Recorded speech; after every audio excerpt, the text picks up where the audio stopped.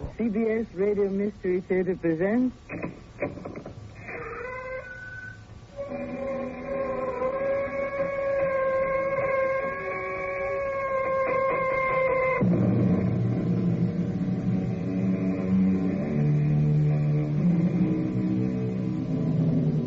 Welcome. Come in. I'm Tammy Grimes. As far back as the art of storytelling goes, one of the most treasured examples of the narrative technique has been that of the ghost story. The ancient belief in ghosts was rooted in the idea that the spirit of a man never dies. These spirits may appear in any form, and the most terrifying have been the apparitions that belong to those who died of violent or unnatural death. That streak of lightning, that crack of thunder, is that usual here in the desert? With a full moon staring down on us? Talk, Joe. Like I tell you, this road leads to a place where evil spirits dwell. Spirits of the dead. Big danger for white man. You smart men, you turn back.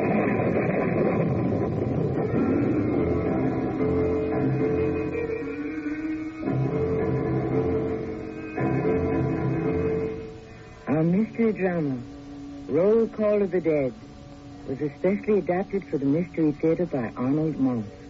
It stars Russell Horton and Lloyd Battista. I'll be back shortly with Act One.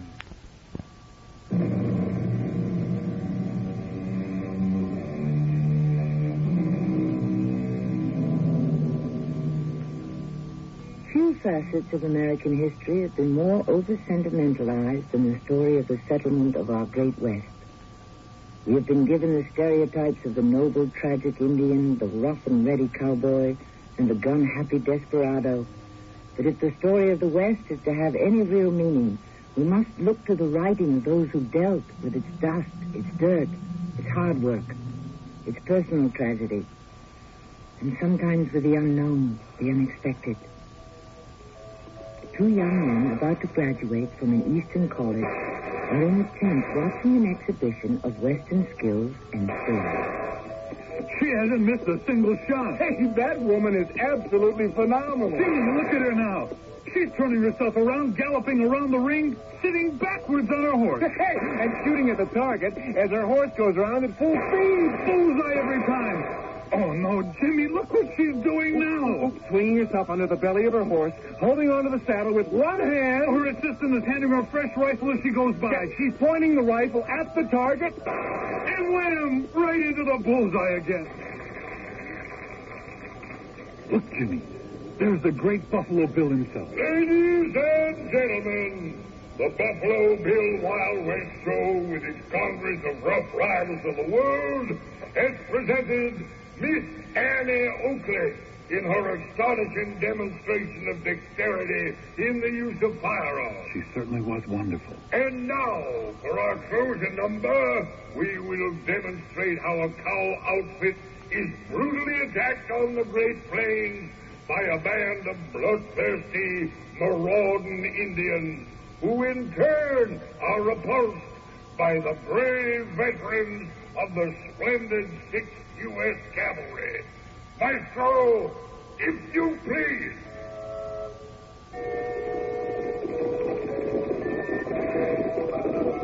Just look at them go, Jimmy.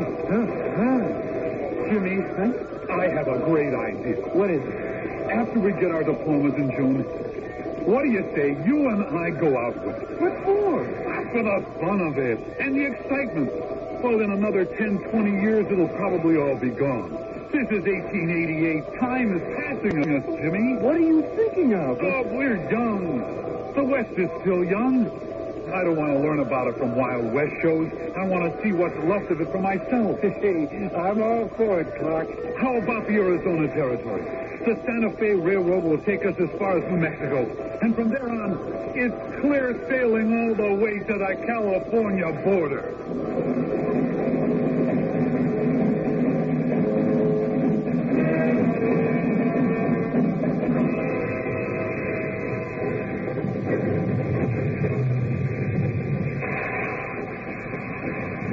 Jimmy, old friend, here we are. Yeah, where are we? This can't be Santa Fe. Oh, no, this is Lamy, territory of New Mexico. Santa Fe's about 15 miles to the north. We can hire one of those buggies over there to take us to town. And then? We pick up a reliable guide, some pack horses, firearms, whatever we need by way of supplies. And maps, Clark. Lots of maps. Sooner or later, we're going to get to places that have never been mapped. That's the whole idea. Clark, that old Indian, he's been eyeing us. I think he's coming over to us. Yeah, so he is. I wouldn't want to meet him anywhere alone on a dark night. Welcome, young gentlemen. Welcome to territory of New Mexico, United States of America. We know. Thank you. Thank you very much. I would like to help you if you want. Well, that's very kind of you, sir. I am Joe. Joe Broken Arrow, tribe of Apache. Well, I'm pleased to meet you, Mr. Arrow. Joe, you call me Joe. You know, Joe, I think you might be able to help us. After we rest up in Santa Fe from this long train trip, we're headed west. Southwest, as a matter of fact, to the Arizona territory. And we'd appreciate some advice if you'd be so kind about supplies, horses, things like that. Oh, we'd pay for your time, of course. You say you go southwest Arizona? We're planning to follow the course of the Gila River, way past the Catalina Mountains. Oh, bad place, very bad place, especially for white man. Why do you say that, Joe? One thing for sure, you need good guide. You not go that place yourself. Very dangerous. Why, Joe? We're not afraid, you know. Better you take me with you. I be your guide, you Indian scout.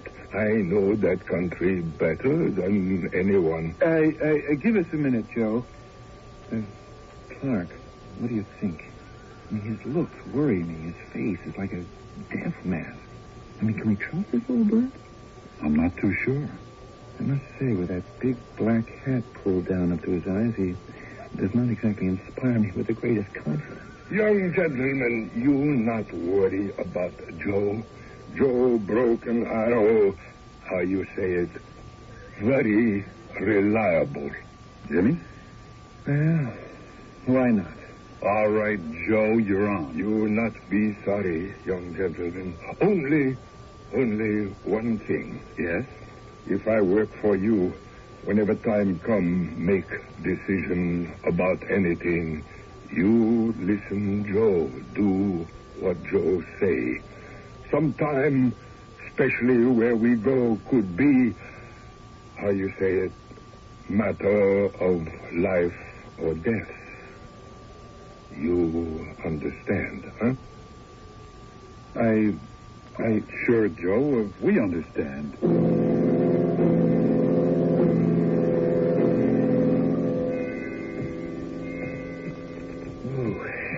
That sun's like a big, round, orange ball of fire. Yeah, it'll be setting pretty soon. Clark, good thing we decided, or rather Joe back there decided for us, that we do most of our traveling in the darkness, sleeping in the daytime. We'd burn to ashes under that broiling sun. Oh, and Jimmy, look what it does to the rocks on those mountains. Yeah, like they were painted in 100 different colors. Which way, Joe? We come to what looks like a fork in the road. Wait, young gentlemen, I come to you. We go north. Take right fork. Whatever you say, Joe. Wait a minute, Jimmy. Joe, can I ask about this other road, the one to the left? Any reason for not taking that one? Left fork, very dangerous, not safe. How? Why? Lead to place where evil spirits dwell, spirits of the dead. Bad, ugly spirits. Well, we're not afraid of things like that, are we, Jimmy? No, not really. No, Joe, we are not afraid. You listen, Joe. Take other road. This way, Clark. Well, hold on a bit, Jimmy. We didn't come thousands of miles all the way out here just to look for the safe ways. We came for the adventure, the excitement, remember? Well, I guess so. Sure, of course. Then let's not play it safe. We take the chance. See what old Joe is talking about, all right? All right. So we take right fork. Left fork not only lead to place of evil, is also place of big danger to white man. Pass through Apache territory. So what? Apache wild, fierce. I know well. Of course, you're an Apache. So we take right fork to north. For once, we're going to disappoint you, Joe. We take left fork, the bad one, to south. What's that? It's Coyote. Come on, let's go.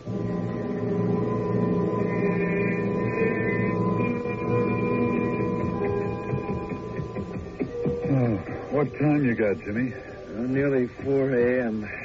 We ought to be turning in pretty soon. Yeah, lucky we got a full moon with us tonight. True. Its light makes these desert sands look like so many fields of snow. Reminds you, Clark, of back home? What on earth was that? That flash of lightning out of nowhere. Split the sky wide open. Whew, that's crazy. Lightning and thunder in the desert with no clouds and a full moon? How could that be? Joe? Yes? Come here a minute, will you?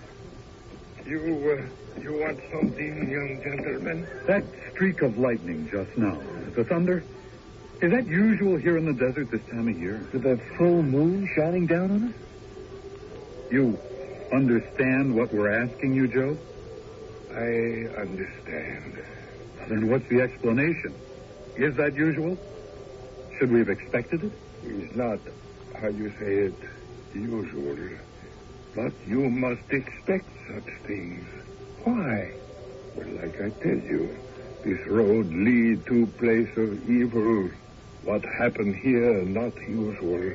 Sometime evil spirit give warning. Everything very strange. Not again. I just don't get it. Clark, look over there to the left. No more than 100 feet from us. Do you see what I see? What is that? It looks like a smokestack. A tall masonry smokestack. Rising right out of the sagebrush. Out of that dry gulch. Look behind it. A whole set of furnaces. Brand new furnaces of some kind. Well, those are ore smelters, I think. They look as though they've never been used. Come on, let's ride up and see. I'm glad there's a full moon, Jimmy. Well, there are dozens of workmen's tools scattered all over the place. As if they were dropped in a tremendous hurry. As if someone panicked and ran. And not the faintest sign of a town. Or of life of any kind, anywhere. Except for the coyotes. What do you make of it, Clark? I haven't the slightest idea. The furnaces. The smelters. They've begun to work by themselves. Joe, what is this? For heaven's sake, tell us what's going on. Better you ask him. Him? Who? The tall man who sits on rock over there, all alone. Man who never take eye off you. Where did he come from? You ask him.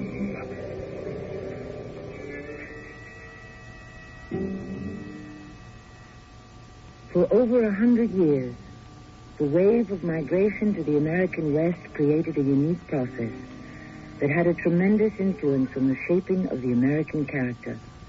For some, it was what was called a gate of escape, a safety valve for the discontented. For others, like young Clark and Jimmy of our story, there was the thrill and the excitement of a daring new adventure. To where their particular journey will lead, we must wait for Act 2 shortly.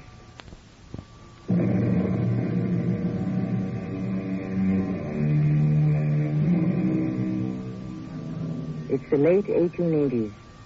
Clark and Jimmy have come west and, accompanied by an old Indian guide, are in what had come to be known as the Arizona Territory, 100,000 square miles of dry and empty plains, of dry and scorching deserts, a raw and challenging frontier for the courageous, the adventurous, and especially for the young. Clark and Jimmy have just been startled by a sight they never expected to find in this barren wasteland of the desert.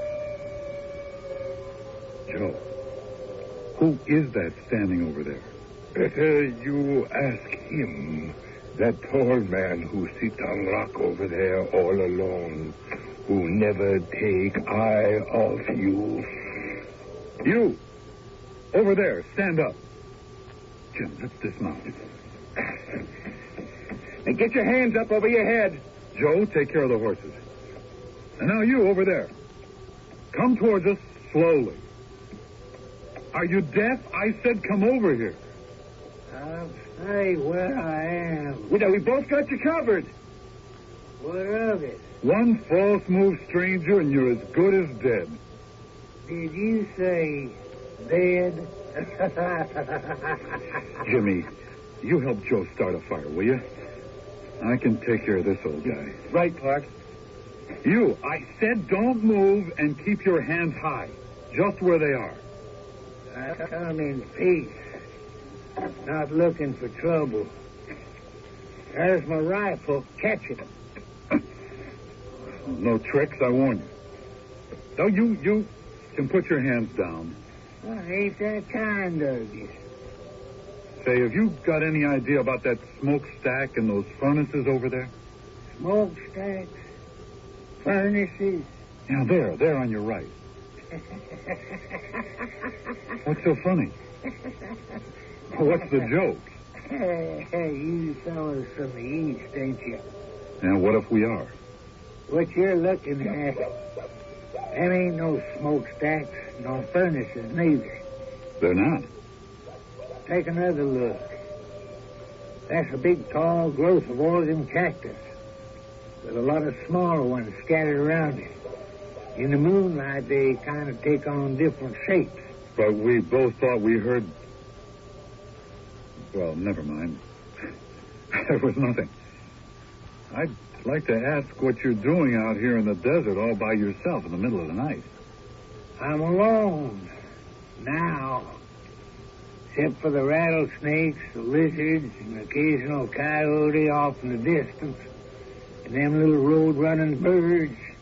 You youngsters are the first living things I've seen in a long time. A very long time.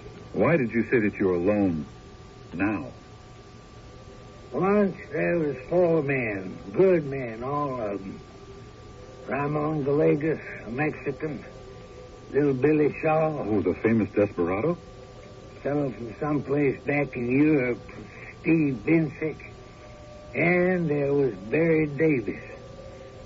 They all started out from Tucson, crossed the Santa Catalina Mountains just as you have, and traveled due west. They was prospecting. What for? Now, that's a stupid question. For silver, naturally. But they had no guide. This all happened a long time ago. Matter of true fact, it all happened 30 years ago. What's that you got hanging there from your belt? What, this? Yeah, it looks like a mop of some kind. A mop of long black rope. What is it? I don't want to talk about her. It's all right with me.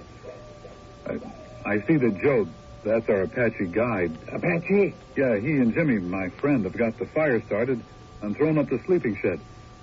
You're welcome to join us for something to eat. No chow for me. I choose to sit right here for a bit. Suit yourself. Jimmy? We got a good fire going. Yeah, I want to talk to you. Our friend over there, I can't make him out. I don't think he's right in the head. Dangerous? I'd say he's quite harmless. Not really unfriendly, but a little peculiar. Well, maybe he's not as crazy as you think. Remember the solitary life so many of these men lead. I guess after a while it makes them look and sound a little strange. Yeah, but traveling alone out in the middle of nowhere, in the dark of night? What's that? Over there. Coming towards us. Sounds like they might see grasshoppers. Millions of them. Joe, what do we do? We do nothing. We wait. They eat whatever they find, then fly away. They're swooping down on us. They're right over our heads. Keep head down low. They not touch you. Soon they die. Joe, would you say that a swarm of grasshoppers in the desert, well, there's so little for them to eat, would you say that was a little unusual? Very, how you say it, very unusual. Well, then how come?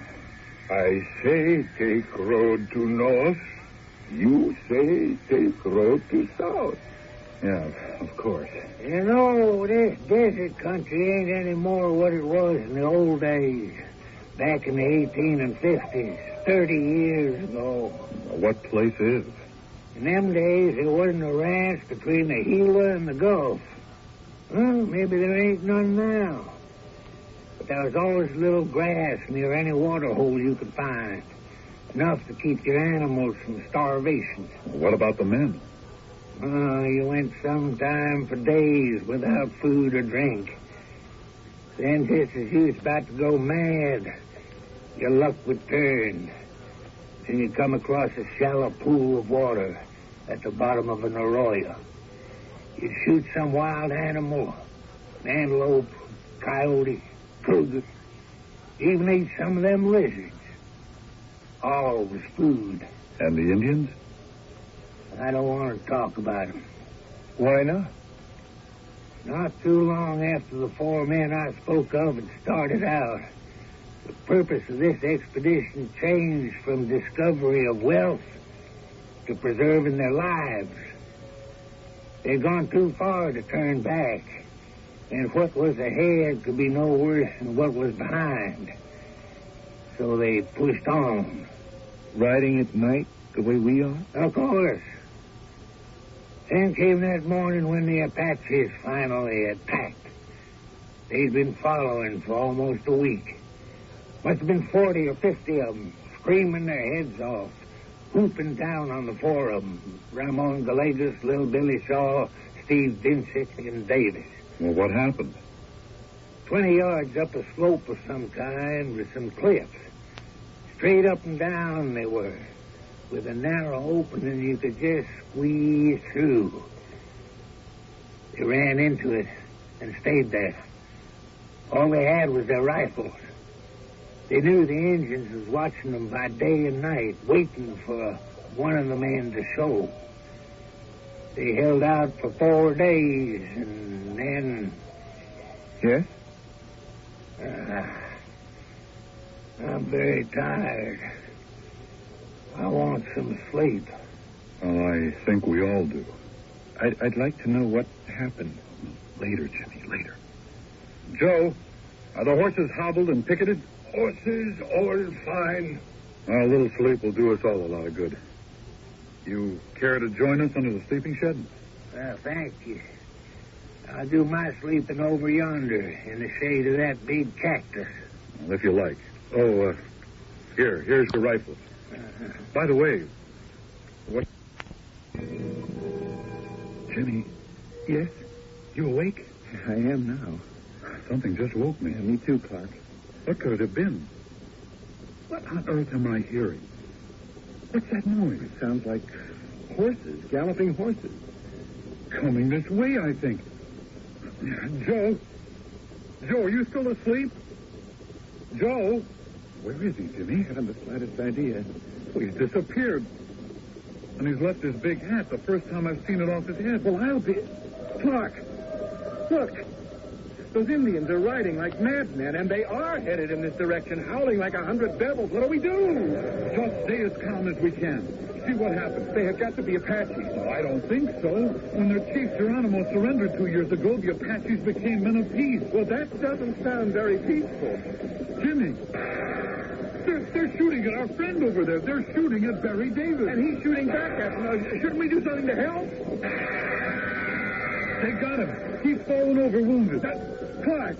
No, look, he's standing up again. He's aiming at the Indian who just shot him. He got him! Davis got the Indian. The Indian tumbled off his horse right onto the ground. The others are turning around, riding off in the direction they came from. Look, we better get out of here, but fast before anything else happens. Well, why? They couldn't have been less interested in us, and they certainly saw us. Just the same, I am taking down the shed.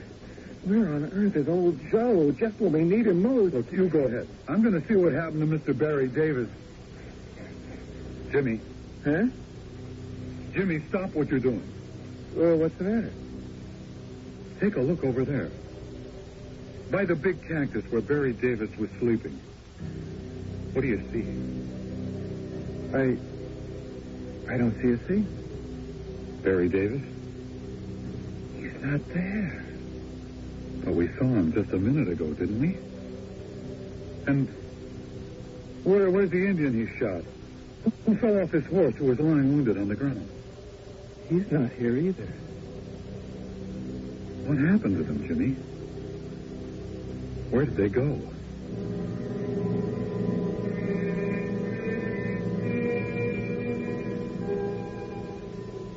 Well, we came for adventure. We're certainly getting it. Look, let's pack up and move on. Clark, I don't like what's happening. It just isn't safe. Safe?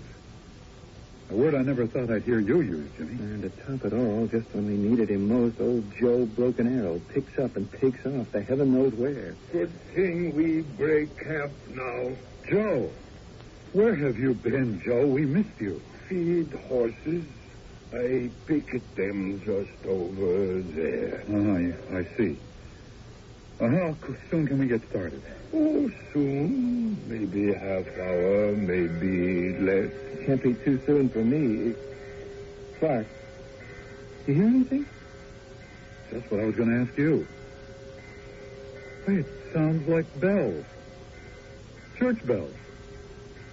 Well, we must be near one of those old Spanish missions. Could be.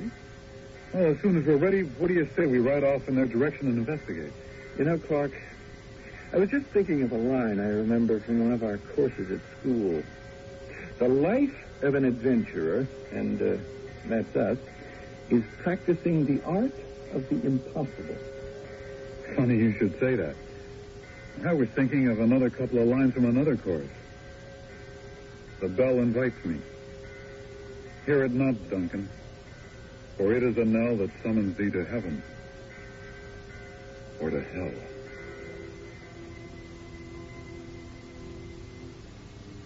The American poet Robert Frost ended one of his most well-known poems with, "Two roads diverged in a wood, and I took the one less traveled by, and that has made all the difference. Our young friends, given a choice of roads, have also taken the one less traveled by, and it's certainly leading them into adventure. I'll be back shortly with Act 3.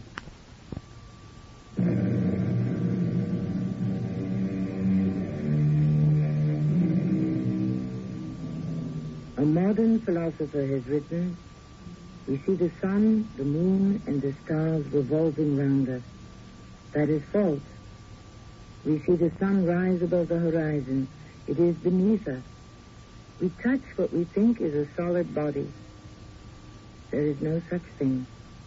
In a word, appearances are often the seeming truth which cunning time puts on to entrap the wisest. Young Jimmy Hayes may be about to meet still another keen truth." Whoa, boy. Whoa. So, that's the little adobe shack where all that bell ringing is coming from. Just a couple of walls and no more than half a roof. No! No! It's too late. No one can help me now. No one. Hey, you! Stop waving that gun! Put down that gun! I mean no harm to no one, amigo. It's the end for me, senor. The end. I managed to squeeze through the opening in that cliff without being seen. By then, to search for food and some water for the four of us, 4 brave men, but I don't find nothing. It is the will of God I die. I have a little food here. Water in this canteen. Here, take it. They wait for me, but I disappoint them. Who waits for you? Apaches. 2, 3 of them. They wait 50 feet away, other side of that wall. But I beat them, amigo. I don't understand. I will not die by the hand. You will see. I have 1 bullet left in this gun. I shall use it well. Hey, well, wait a minute. Where are you going? Inside those walls to die. It is the will of God that I, Ramon Gallegos, shall die. Ramon Gallegos? Hey, hold on there. I want to talk to you. Was one of those 4 men a fellow by the name of Barry Davis? Were you part of a... Ramon Gallegos. Was that the single bullet you had left? Or did your Apache friends get you at last? Let's go, boy. Let's get back to camp.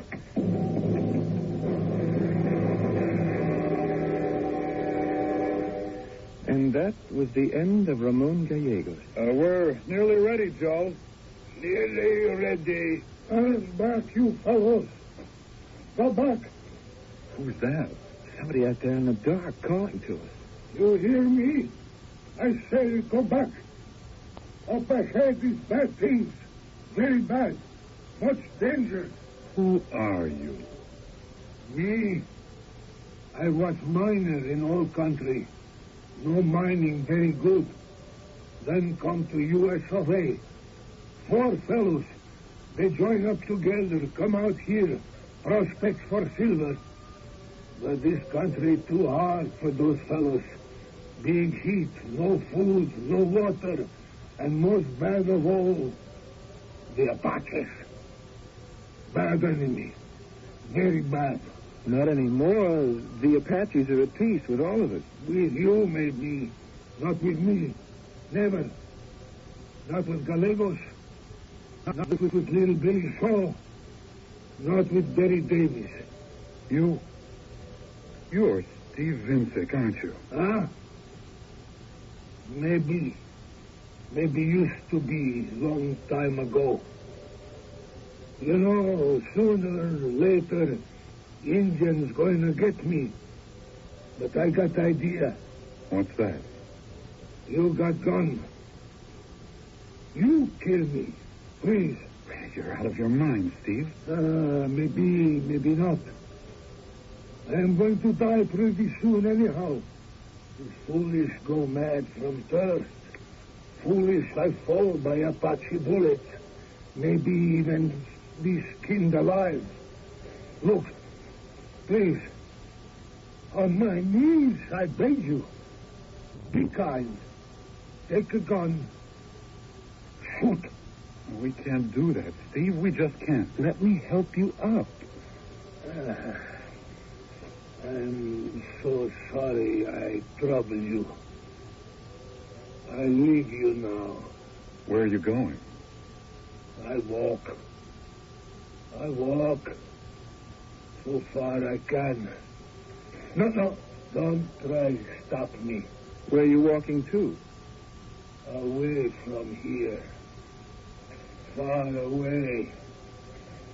You listen to me. You go back. Back. That would account for 3 of the 4. I was just thinking. Ramon Gallegos, Steve Vincic, Little Billy Shaw, and Barry Davis. There's something going on that I don't quite understand. And I'm beginning to question how real all this is.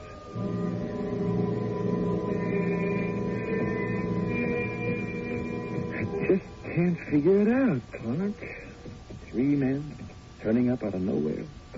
All of them talking about some kind of Indian massacre that may have taken place some 30 years ago. And pretty peculiar, all of them. One of them wears a mop of long black rope dangling from his belt. Your fellow, The Mexican with his one last bullet. Oh, and this last one. Begging for us to shoot him. And all of them getting themselves killed in one way or another. I don't know what to make of it, Jim. Joe Broken Arrow, our stone-faced friend up ahead, he of the black hat, he did warn us, you'll remember. Oh, sure. Take road to north, road to south, filled with evil spirits. Place of great danger to white men. Yeah, maybe he wasn't all that wrong. Jimmy, you're telling me you believe in spirits and ghosts? Let's just keep moving, Clark. I think I can make out the opening of a cave up over there where the mountains begin. We ought to head for it. Catch a little sleep. What on earth is that? Joe, take care of the horses. Somebody out there is shooting at us. Hold your fire! Hold your fire, whoever you are! They couldn't see too well in the dark. I took you, gentlemen, for natives, the bad kind. I'm actually very sorry. Accept my apologies. Yeah, well, your apologies accepted, but, you know, you could have killed us. I should indeed have regretted that. Surely, even you two must have heard of little Billy Shaw, a very fast gun and one of the most daring desperados in the entire West. That's you? You're little Billy Shaw? I hope you'll pardon my appearance. There is an explanation. Gentlemen, I would like to make you a small proposition. I would like to propose that we join forces. The three of us. What do you have in mind, Mr. Shaw? Just call me Billy. That's what everybody calls me. But if I joined up with you two young gentlemen who are above any and all suspicion, the law would never find me, never think to look for me in a company of fellows like yourself. I see. Well, I'm afraid, little Billy, that we must respectfully decline your generous offer. Charming, though I'm sure it will be. Well, in that case, you leave me no choice. I shall rejoin my former companions if I can find them. 30 years is a long time. Gentlemen, I bid you good morning.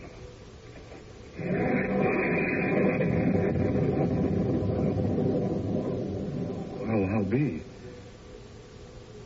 Where did he go? I don't know. He just vanished. Disappeared into thin air. What do you make of that one? Well, I'm not sure. You figure him for a spirit? Maybe a ghost? Or an escaped lunatic. Better still, just a first-class liar. What's that? Those are our horses. Son of a gun, that little Billy Shaw, he's gone off with every one of our horses. Not to worry, young gentlemen. We wait. Short time, all horses come back. You listen to Joe. Joe knows.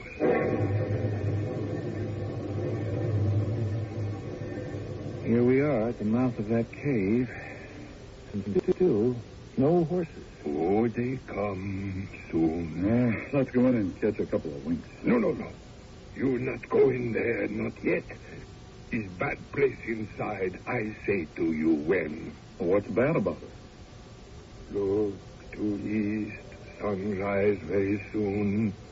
I put on sacred shirt. I tell you something now. Long time ago, 25, maybe 30 years, bodies of 4 white men found in this same place. Men killed in bad days by my fathers. White men, all scalped. Then later, other white men come, find bodies, bury 4 inside cave. And that makes this place unlucky? Oh, place filled with spirits of 4 dead men. Joe, were these men ever identified? Anybody know who they were? Oh, they all have papers say their names. I remember. You do? Ramon Gallegos, Steve Vincic, Little Billy Shaw, and Barry Davis. Sort of a roll call of the dead. Now, while moon's still in sky, you look up there, on top of Mesa. Huh? You see something? Silhouetted against the sky, with a full moon behind them. The figures of 4 men. Standing there, looking this way. Every month, when full moon come, all 4 men come out of grave and haunt this barren land just like they do tonight. And you see, like me, all have hat on head. Those men up there on the mesa. You say, Joe, that they're not alive? Look, I show you. What are you doing? I take rifle and shoot at them. So. You missed. Oh, no, Joe never missed. Those men dead for a long time. No shot can make dead men more dead.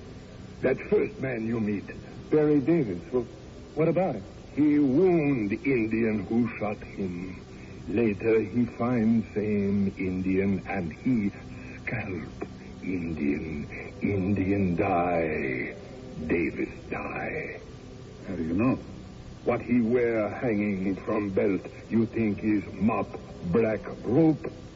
No, is scalp of Indian. How awful. I'm asking you. How do you know all this? I show you.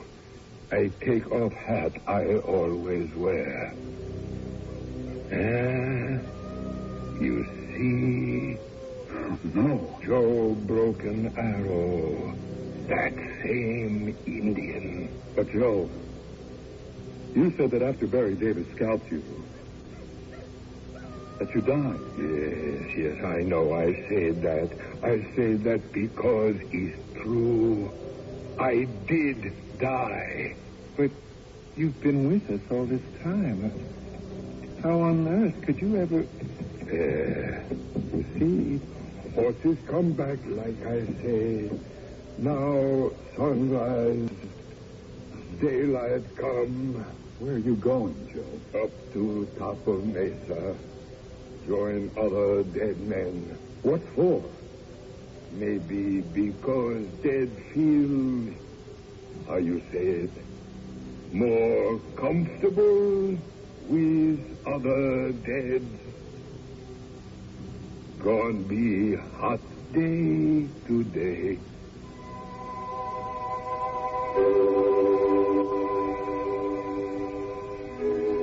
The American poet Stephen Vincent Benet, in his long narrative poem dedicated to the opening of the West, the poem he called Western Star, wrote, "There were footprints upon the hill, and men lie buried under, tamers of the earth and rivers.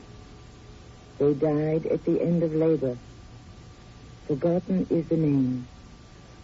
I'll be back shortly."